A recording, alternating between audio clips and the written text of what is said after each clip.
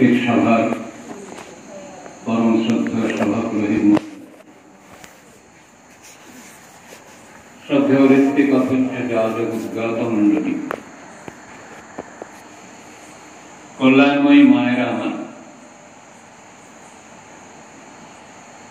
দাদা, ছোট ছোট ভাই বোনেরা, আজকের এই শারদ শেষ হয়ে হেমন্তের প্রথম পর্বে শারদীয়ার আরাধনার পরেই পুরুষোত্তম উৎসব আনন্দমুখর হয়ে ওঠে এই পুরুষোত্তম তীর্থ ভিগ্নে ধাম। প্রতি বৎসর আজকে 50 বৎসরের অধিক কাল ধরে এই দিনটা উৎসবের দ্বিতীয় দিন, মহা আনন্দের দিন। সেই আনন্দটা আমরা এত বছর ধরে উপভোগ করে এসেছি। আজকের যেন একটা উৎসব আমরা করতে পারিনি। অসহ্য যন্ত্রণায় লক্ষ লক্ষ সৎসঙ্গী মণ্ডলী তারা কষ্ট পেয়েছে। তাদের জীবনে উৎসব মরণের কাছে বাধা পড়ে গেছে। আজকেও সব বাধা বিপত্তি পার করে আপনারা 2-4 জন মানুষ প্রিয় পরমের চরণ তলে এসে লুটিয়ে পড়েছেন। আমার স্নেহের জিতু যখন গান গাচ্ছিল, ওর দাদা সেই একদম মায়ের কোল থেকে দিকে আসছে ওর দাদাকে, এক হাত নিয়ে ঝাই কত্তাল যেমন করে যে গতিতে, যে ঝম্প কীর্তনের মধ্যে পরিবেশন করছিল, পালিত বাড়ির মা, ওরা ভাই, 4 ভাই, যে দেখে সঙ্গে সঙ্গে ছবির মতো ফুটে উঠছিল একটা পাড়া, সাধুকা পাড়া। এখানে যারা বসে আছেন সাধুকা বাড়ির মানুষরা বসে আছেন, মায়েরা বসে আছেন, দাদারা বসে আছেন, ভাইয়েরা বসে আছেন, ছেলেপুলেরা বসে আছেন। এই সাধুকা বাড়িটাই পাড়া হয়ে গেছে। এই পাড়া জুড়ে তারা এখানে প্রিয় পরমের চরণে এসেছে প্রণাম জানাতে, উৎসব মুখরিত হয়ে উঠতে, উৎসমুখীন হয়ে উঠতে, জীবনানন্দে ভরপুর হয়ে উঠতে। এই জন্যই কিন্তু এখানে আসা, জীবনকে নিয়ে উপভোগ করার জন্যই কিন্তু আমাদের জাতি। জীবনের বাইরে যা তা কিন্তু মরণ। জীবনের বিজ্ঞানটা যদি আমরা ঠিক মতো না বুঝতে পারি, জীবনকে জিয়ে রাখার যা কিছু লওয়াজমাগুলো যদি আমরা ঠিক মতো উপভোগ করতে না পারি, তাহলে কিন্তু আমাদের জানাগুলো কেমন কেমন হয়ে গেল। যেমন ধরুন, আমার বিশ্বাস আমার আশ্রমবাসী তারা যদি বাইরের থেকে কোনো ছোঁয়াচে রোগ আমন্ত্রণ করে না নিয়ে আসে, এখানে প্রত্যেকদিন সকাল সন্ধ্যায় যে প্রতিষেধক ওষুধ, প্রতিষেধক জীবনীয় যে রস আস্বাদন করে, আর এই বনাঞ্চল প্রকৃতির মধ্যে যে আশ্রম গঠিত হয়ে রয়েছে, পুরুষোত্তম আশ্রম, এই আশ্রমের মানুষ এফেক্টেড হবে না। কেন হবে না? এত অক্সিজেন ভারতবর্ষের বিভিন্ন প্রান্তে খুঁজে পাওয়া যাবে না। আজকে এসে কথায় কথায় বেশ রসের কথা বলতে পারে। আমাদের এক গাড়ির চালক দেবব্রত বলে নাম, দেবু ডাক, সে সবসময় তার মুখে মুখোশ করা আছে। তা কালকে রাশি বলছিল যে আপনার দেবু কোথায় মুখোশ করে খেতে পারলে যদি কোনো পথ থাকতো খেয়ে নি, মুখোশও ফলাফল থাকে। কিন্তু এমন উন্মুক্ত বাতাস সহজে পাওয়া যাবে না, এমন অক্সিজেন আমার হৃদযন্ত্রের মধ্যে প্রবেশ করানোর সুযোগ হবে না। দেখেন বাপু মুখোশ করে ঢুকবে কি বলে, হৃদযন্ত্রের মধ্যে ওই বাতাস ওই অক্সিজেন ঢুকবে না। আমি এত সুন্দর আশীর্বাদকে ছুঁড়ে ফেলে দিচ্ছি অজান বিজ্ঞান বৈজ্ঞানিক জানার জন্য। বিশ্ব স্বাস্থ্য সংস্থা কিন্তু এই নির্দেশ দেয়নি আমাদের, আমরা সেটাকে সবটা না জেনে সবটা না বুঝে কিন্তু পালন করি। এখানে আমাদের জীবনে জীবনযাত্রার ভুল হয়ে গেছে। আমি যখন বাসে উঠেছি, যখন ট্রেনে উঠেছি, তখন নিশ্চয়ই করতে করতে হবে, নইলে অপরের দ্বারা আমি ইনফেক্টেড হয়ে যেতে পারি, ইনফেকশন আমার মধ্যে হতে পারে। আমি এমন কোনো জায়গায় এসে আর সুযোগ পাবো না এমন করে অক্সিজেন পাওয়া। বহুদিনের অক্সিজেন এখান থেকে মানুষ নিয়ে যায়, জীবনী শক্তি নিয়ে যায়। আজকে আপনারা যারা দু চারজন এসেছেন জানেন, পুরুষোত্তমের অমীয় আশীর্বাদ ধারা যেমন বয়ে যাচ্ছে আমাদের প্রতি প্রত্যেকের মাথার উপর দিয়ে, হৃদয়ের যন্ত্রের মধ্যে থেকে, তেমন তাঁর এই আশীর্বাদের এই প্রকৃতি প্রণোদিত যে আশীর্বাদ আমাদের মধ্যে ঝর্ণা ধারার মতো ঝরে পড়ছে এই কিডনির প্রত্যেকটা মানুষের মধ্যে। এখানে যারা বাস করে এমনতর রসাস্বাদন, এমনতর বাতাস, এমনতর পরিচিত বায়ু আর কোথাও পাওয়া যাবে না। যার জন্য ডক্টর বিধানচন্দ্র রায় বহু বছর আগে তিনি এখানকার জল প্রেসক্রাইব করে গিয়েছিলেন। তিনি বলছেন গির্দিতে বেরিয়ে স্বাস্থ্য পরিবর্তনের জন্য। তখন এই গির্দি কিন্তু জঙ্গলাকীর্ণ জায়গা, গির্দি তখন মানুষ খুব কম বাস করত, কতিপয় মানুষ প্রথম দিকে। এখন কিন্তু শহর হয়ে উঠেছে, নগর হয়ে উঠেছে দিনকে দিন। সেটাও এই পুরুষোত্তম তীর্থ আরাধনাকে কেন্দ্র করে। সেখানে আপনাদের সবার এই উপস্থিতি, আকুতি, আকুলতা নিয়ে আসাকে কেন্দ্র করে কিন্তু এখানে শহর নগর তৈরি হয়ে উঠছে। এটা কম ব্যাপার না। এখানে আপনাদেরই এখানে অবদান, এখানে প্রাণ ভরে নিঃশ্বাস নেওয়ার জায়গা। আজকে সকালবেলা জানেন আমার অত্যন্ত প্রীতি ভাজন, স্নেহ ভাজন স্বপন সাধুকা, 3 সাধুকা পরিবারের 3 ভাইয়ের 1 ভাই, ছোট ভাই। ওদের মধ্যে খুব আদরের ভাই বটে, দরদি আমার। তো এত র্যান্ডাম গালাগালি খেয়েছে আজকে আমাদের। ও গালাগালি চলে, ওর ভাই ওদের ডাকছে, তোরা কেন আছে কেন, যাও বন্ধ করবি আজকে, যাও। কেন? আজকে বৃহস্পতিবার, সব পরিবার, ছেলে পুলে, বাচ্চা কাচ্চা সব নিয়ে তারা বাড়ি, সেটাকে জোর করে আসছে। তারা থেকেছে কালকে বুকখানা ভরে প্রাণময় আনন্দ নিয়ে কালকে ওরা ফিরবে। আজকে যেহেতু আশিস পরে বলছে আমি কাল থেকে চুপ হয়ে গেছি, আমার বুকটা ঢিমঢিম করছিল যে আজ বৃহস্পতিবার যাওয়া হবে, বৃহস্পতিবার যাওয়া হবে ঠাকুর বাড়িতে। বিধির বিধান পারবি যেমন, যতটা বা যতটুকু কেটে ছেটে সব মিলিয়ে পাবিও ফল ততটুকু। এই বিধির বিধানকে আমরা যতটা মানব ততটাই পাব।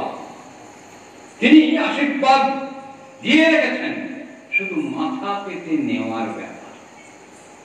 এই একটি জায়গায় যে জীব তখন একটা সুন্দর করে পাঠক ছিল, জীব তখন সর্বগুণ সম্পন্ন নির্গুণ হয়, তার কাছে আর কোনো অপগুণ নেই, অপবাদ নেই, অভিশাপ নেই, শুধু আশীর্বাদ, শুধু অভয়।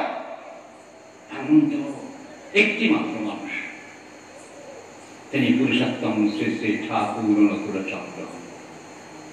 দেব দেবী প্রতি প্রত্যেকের মধ্যে একটা মারণাস্ত্র আছে, আর একটা হাত মা দুর্গা 10 হাত একটা হাতে কিন্তু অভয় দিচ্ছে, 9টা হাত করতে আমরা চাক করে দেবো। এইদিকে যদি চলবি, এদিকে ত্রিশূল কিনবো, এদিকে তীর কিনবো, সাপের চলো খাওয়াবো, বাঘের কামড় খাওয়াবো, সিংহের থাবা খাওয়াবো, হাতির মারান খাওয়াবো, পেঁচার চক্ষু খুলে দেওয়ার ব্যবস্থা সব দিক থেকে তিনি ভয় দেখাচ্ছেন। ছিল অভয়, পরম পুরুষ শ্রী ঠাকুর অনুগ্রহ চন্দ্র, তুই যাই করিস একটু ভালোবাস, আমায় একটু ভালোবাস। বেশি চাননি, জানেন, তিনি আমাদের কাছে বেশি চাননি, একটু ভালোবাস।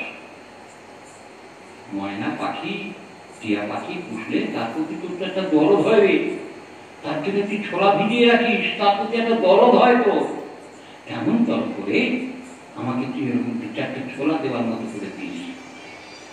ঠাকুর রামকৃষ্ণ পরমহংসদেব তিনি বলতে পারলেন না, সুযোগ তিনি পেলেন না, বলতে পারলেন না, বুক ফাটা ফাটা করে আমাদের কাছে পরিবেশন করতে পারেননি।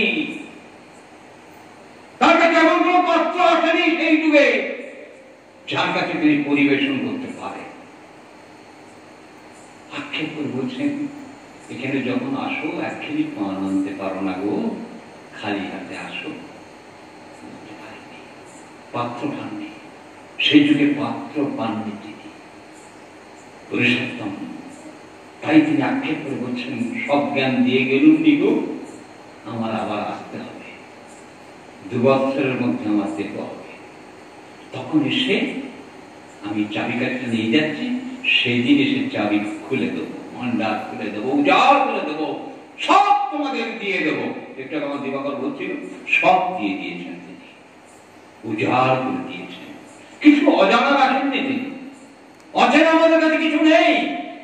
প্রত্যেকটা মানুষের মধ্যে ভালোবাসার যে সঞ্চার করেছেন, প্রত্যেকটা গুরু ভাইকে দেখলে যে প্রাণবন্ত ভাব ফুটে উঠতো তার থেকে 40 বছর আগে।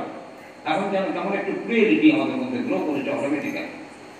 আগে গুরু ভাইদের দেখলে কি আনন্দ, একটা গুরু ভাইয়ের জন্য বাড়িতে গেলে কি আনন্দ, কি করতেই পুরো বাড়িটা ময় যেন জাগ্রত হয়ে উঠত। এখন কিন্তু তা হয় না, এখন একটা ব্যাপার।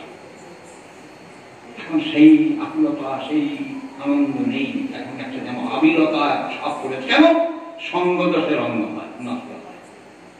আমাদের সঙ্গকরের মধ্যে থেকে অনন্তর উদারতা আমাদের মধ্যে প্রকাশ পায়নি, অনন্তর শ্রদ্ধা ভক্তির চাষ আমাদের হয়নি। আমরা শ্রদ্ধা করতে শিখিনি, প্রত্যেকটা মানুষ সম্বন্ধে শ্রদ্ধার ভাব ছড়াতে পারিনি। আমাদের অজান্তে অবচেতন মনে আমরা একাকে কিন্তু ভেবে দেখিনি যে আমাদের অজান্তে অবচেতন মনে কোন ফাঁকে আমি নিন্দা করে দিয়েছি। আচ্ছা, নিন্দা যখন হচ্ছে, তুমি যে পদে পদে পদে পদে তোমার জীবনকে বিপন্ন করছো, এটা তুমি তা জানো না।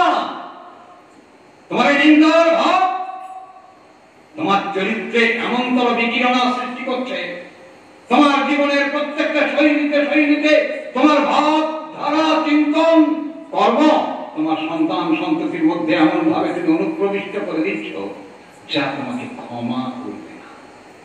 তারা কিন্তু তোমার থেকে শতগুণে গুণিত হয়ে ওই অনন্তর বিকৃত ব্যতিচারগ্রস্ত হয়ে উঠবে। এই ক্ষমা কিন্তু নেই। হবে না তার ইষ্টপ্রাণ। আমরা মনে করছি ইষ্টপ্রাণ হয়ে উঠবে, অত সহজ না। আমি অনেক দেখি, জানেন, একজন বিশিষ্ট উচ্চশিক্ষিত একজন যুবক বিয়ে করছে, তখন বিয়ে অনার্স গ্র্যাজুয়েট সবার জন্য পড়াশোনা করছে, খুব ভালো ইন্টেলেকচুয়াল ছিল, অপূর্ব দেখতে শুনতে, লালু গুরুর মতো দেখতে, সুন্দর ফর্সা পাঠ্যকে। এখানে তাকে আদর করে তার চাচা দাদুরা বক্তৃতা করছে, সুন্দর প্রতিবাদ করে করে বক্তৃতা করেছে সবাই। আর তখন আপনাদের এই দিন বাংলা ভাইয়ের বিশাল একটা নাম ফেটেছিল, বুঝলেন, এখন নাম নাই। এখন সেই সময় আমাকে সে বর্দা বলে না, বঙ্কিমদার চায়ের দোকানে গিয়েছি, সে উঠে তাড়াতাড়ি প্রণাম করে বলছে, বর্দা আমার ভাষণটা কেমন হয়েছে? সেদিন কিন্তু সবাই কিন্তু ভালো করেছে, বাবা আমার ছেলে আমার ছেলে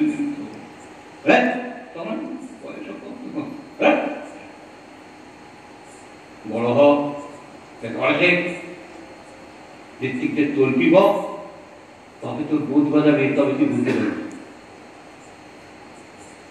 ঋত্বিকদের তল্পি হোক, তবে তোর বোধ বাজাবে, তবে তুই বলতে পারবি, এখন তো বলা হয়নি, পাখি মতো করতেছিস। আমরা সব পাখির মতো পথ চাই, যা বলি তা বুঝি না। যদি বুঝতাম তাহলে ধর্মটাকে আমরা যোগ্য বলতাম না। যদি বুঝতাম আমরা আরতিটাকে কিন্তু প্রদীপ চালনা পারতাম না। আমরা বুঝিনি।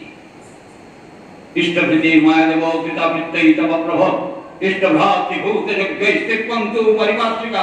আচ্ছা, এই যজ্ঞ শব্দটাকে ঢুকিয়ে দিলেন তিনি কেন? কোন আগুন চালাচ্ছি নাকি? ইষ্টার্ঘ নিবেদন করছি যখন পুরুষোত্তম শ্রী ঠাকুর অনুকূলচন্দ্র নিজ মুখে শ্রীমুখ থেকে এই বাণীটা দিলেন, সেখানে যজ্ঞ শব্দটা ইউজ করলেন কেন? যজ্ঞ মানে মিলন, যজ্ঞ মানে চারণ, যজ্ঞ মানে পূজন, যজ্ঞ মানে আগুন জ্বালানো, ওটার নাম হোম। ওই হোমে যদি পিওর গাওয়া ঘি বিল্লপত্র সমেত দিয়ে আহুতি দেওয়া যায়, সেই গন্ধের যে বাতাস আমাদের এই আকাশের বাতাসটাকে আয়নাইজ করে দেয়, আমাদের থাইরয়েড গ্ল্যান্ডগুলো খুব পরিপুষ্ট হয়, আমাদের হৃদযন্ত্রগুলো খুব পরিপুষ্ট হয়, আমাদের নার্ভাস সিস্টেমগুলো খুব জাগ্রত হয়ে ওঠে। এই বিজ্ঞান আছে, কিন্তু আমাদের যে পিওর ঘিগুলো আমরা দিয়ে ওখানে পোড়াই, বরং কেমিক্যাল রিয়াকশন হতে থাকে বেশ পরিমাণ। পুরুষোত্তমের প্রতিটি আচার আচরণ চলন চরিত্র বাক্য অভিনয় সবটার মধ্যে একটা বিজ্ঞান আছে, বিজ্ঞানের বাইরে চলেই মনে। এই কম্প্রোমাইজের কথা পুরুষোত্তমের জগতে নেই, সেখানে কোনো কম্প্রোমাইজ নেই। দেখবেন তাকে জিজ্ঞেস করা হলো, হয়তো কোনো কথা জিজ্ঞেস করা হচ্ছে, ঠাকুর চুপ করে আছে। আবার বায়নাক্কা করা হচ্ছে, বায়নাক্কা করা হচ্ছে, ঠাকুর ঘাড় কাজ করবে। না, ভালো কথা তুমি করো, তুমি তো আমাকে বেশি বুঝো, তাই তুমি বারে বারে আমার কথা। আমি যখন তোমার কথায় রেসপন্স করলাম না, তুমি বুঝতে পারলে না আমি ঠিক বলিনি, তুমি ঠিক করছো। তুমি যখন আমাকে জোর করে বলাচ্ছ, আমি ঘাটটা কাজ করেছি বলে। এই ঘাড় কাজ করাটাই মানে কিন্তু তার পারমিশন দেওয়া হলো না, তার অরিজিনাল কথা হলো না। তাই আমাদের বেদ কি বলছে? শ্রুতি এবং স্মৃতির মধ্যে যদি বিরোধ সৃষ্টি হয়, শ্রুতিকে তুমি গ্রহণ করো। কারণ স্মৃতি কথার মধ্যে কিছু আমাদের গ্লানি থেকে যায়, আমাদের ভাব ভাবনাগুলো তার মধ্যে সঞ্চারিত করা হয়, সেগুলো কিন্তু সবটাই তার পক্ষে প্রযোজ্য হয়। আমার শ্রদ্ধা মনীষ সরকার ছিলেন এই সংস্থার প্রতিষ্ঠাতা সাধারণ সম্পাদক। তিনি পেটের গ্যাস্ট্রিক আলসারের যন্ত্রণায় খুব কষ্ট পেতেন। তিনি ঠাকুরের কাছে বললেন, ঠাকুর আমার প্রচন্ড যন্ত্রণা, আর আমার একটা ইচ্ছা আছে, আমি মরণের আগ পর্যন্ত আমার গলা খুব পেরে গান করতে চাই, কীর্তন করতে চাই। ঠাকুর তাকে বিধান দিলেন 3টে করে থানকুনি পাতা খান, ব্যাস এই একটাই বিধান দিলেন। তাকে বিধান দিয়েছেন 3টে করে থানকুনি পাতা। আমি যদি খাই 3টে করে থানকুনি পাতা, ব্যাস আমার কিন্তু কুষ্ঠরোগ হওয়ার সম্ভাবনা আছে। আমাকে ঠাকুর বিধান দিলেন সবাইকে ডাটা সহ 1টি থানকুনি পাতা। ওটা অনেক সরকারদের জন্য এই বিধানটা তিনি সংযোজন করেন। তিনি পুরুষোত্তম, পুরুষোত্তম প্রীতি আচরণ তিনি না বোঝালে বোঝে করলেন। আর একটা আপনারা মন্ত্রের মধ্যে কি বলেছেন? দুর্বাক্ষ বিশ্বপ্রতি হে পুরুষ, আমি তোমায় নমস্কার করি। একটু আগে আমার শ্রদ্ধা পুষ্পদিদা বলছিলেন, 2টো শ্লোক বলছিলেন, একটা ভাগবতের, একটা গীতা। একটা সংঘাত সঞ্জায়িত কাম, একটা সংঘাত সঞ্জায়িত শ্রদ্ধা, শ্রদ্ধা দৃষ্টি শুদ্ধ। এই ধর্ম এবং অধর্মের সত্তার উপরে দাঁড়িয়ে যিনি থাকেন, তিনি হচ্ছেন দুর্বাক্ষ। স্বরূপ এবং বিরূপের মধ্যে যিনি বিরাজ করেন, তিনি হচ্ছেন বিরূপাক্ষ। সমস্ত অপকরণ যেখান থেকে শেষ হয়ে গেছে, নিঃশেষ হয়ে গেছে, তিনি নির্গুণ। এই ভাবগুলো, এই চরিত্রগুলো যতটা আমরা বুঝতে পারবো, প্রত্যেকটা বাণীর প্রত্যেকটা শব্দ তরঙ্গের যত আমার হৃদ তরঙ্গে যত ওই সুরগুলো বাঁচতে থাকবে, ততই কিন্তু পুরুষোত্তমের কথা আমার চলন চরিত্রের মধ্যে স্ফুরিত হতে থাকবে। একটি কথাকে আপনি যদি মনে করেন এটা হয়ে যায়, আমার অহংকার, আমার হিংসা, আমার প্রতি হিংসা, এগুলো আমার পালিশ হোক না। এক রহমার প্রকাশ কথা চিন্তা কর্ম আলোচনা, ছোটেই নিয়ে পিছু পিছু দূর অদৃষ্টে রেখে লাঞ্ছনা। কি সর্বনাশের ব্যাপার, কি সর্বনাশের সবাই নিয়ে যেতে পারে। ওই একটুখানি ভুল থেকে কোন মহাপাপ আমি লিপ্ত হব। আমার একটুখানি হিংসাকে পালিশ করতে গিয়ে কি সর্বনাশের সবাই আমি নাম লিখে ফেললাম। আমার সোসাইটিকে, আমার সমাজকে, তাকে জানি না। ওই জন্য পুরুষোত্তমের কৃতি আচরণ তিনি না বোঝালে বোঝে কোনজন, যাতে আমার হৃদয়ের বিস্তার হচ্ছে না, যাতে আমার হৃদয় সংকুচিত হচ্ছে, যাতে আমার হৃদয় হিংস্রতাকে পোষণ করছে, সে জীবন, সে আনন্দ কিন্তু আনন্দ নয়, সে আনন্দ মহাপাপের সামিল। সেগুলো আমাদের ভাবতে হবে। আজকের এই পুরুষোত্তম তীর্থে আমরা প্রতি প্রত্যেকে সে অবগমন করার সুযোগ পেয়েছি। ঠাকুর আমাদের এই আশ্রমবাসীকে, প্রত্যেকটা মানুষকে ঠাকুর বলছেন, আশ্রমে যাবি, তীর্থে যাবি, তীর্থের পাণ্ডাদের প্রতি একটা শ্রদ্ধা জ্ঞাপন করবি, তাদের সেবা দিবি, তাদের অর্ঘ্য দিবি। কেন বলেছেন? ওদের মধ্যে ভক্তি অভক্তি দুটোর মিশ্রণে একটা জায়গা তারা সৃজন হয়ে আছে। এই সৃজন হয়ে আছে বলেই আমাদের কোনো ব্যাড এফেক্ট কিন্তু করবে না, তারা যা কিছু করবে একটু ভালোর দিকে নিয়ে যাবে। তাই দাদারা মায়েরা, আজকের এই শুভ সন্ধ্যায় আমি অন্তত ব্যক্তিগতভাবে আমার আজকে সকাল থেকে খুব আনন্দ লাগছে। জানেন, এই সাধুকা পরিবারকে যখন গাল দিয়ে আমি রাখতে পেরেছি, আমি খুব আনন্দ পাচ্ছি যে এরা দয়ালের বিধানকে মান্যতা দিয়ে সমস্ত পরিবার তাঁর চরণতলে রয়ে গেল। এটা দয়ালের কত হাসিটা কত বড়, কত লম্বা, কত উজাড় হয়ে গেছে। আর আমি দেখি, আমি একটু কিন্তু কাউকে তেল মারার জন্য বলি না, আমি আমার প্রাণীদের সাড়া দেয় সেটার সঙ্গে কথা বলি না।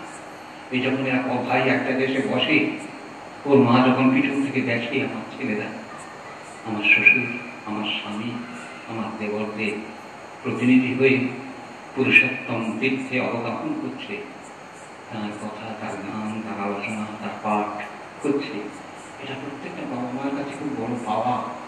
তাই আজকে আপনারা যারা পিতা মাতা হয়ে এসেছেন, সবার কাছে আমার প্রাণমূল আবেদন, প্রাণমূল নিবেদন, প্রতি প্রত্যেকের সন্তান সন্ততি যাতে ইষ্ট প্রণতায় ভরপুর হয়ে উঠতে পারে।